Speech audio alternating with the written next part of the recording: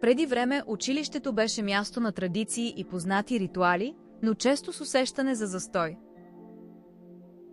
Учителят гледаше с леко притеснение към новите технологии. Изкуственият интелект звучеше непознато и малко плашещо.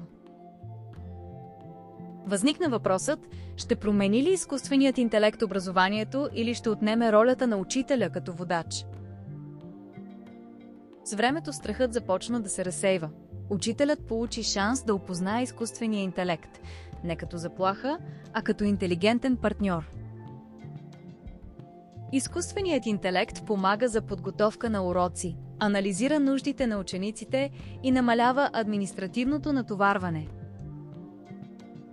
Така учителят има повече време и внимание за всяко дете, за повече креативност и спокойствие в класната стая.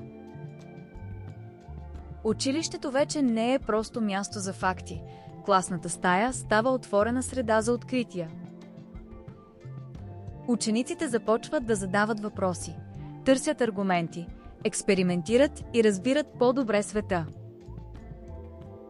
Училището се превръща в желано място, което подготвя за живота.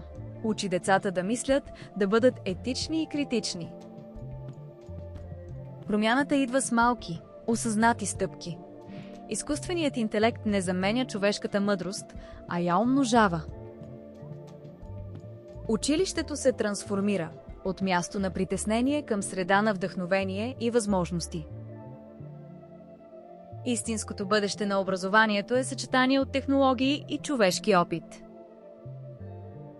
Днес учителят е по-уверен и мотивиран. Не само използва изкуствения интелект, но и е лидер на промяната.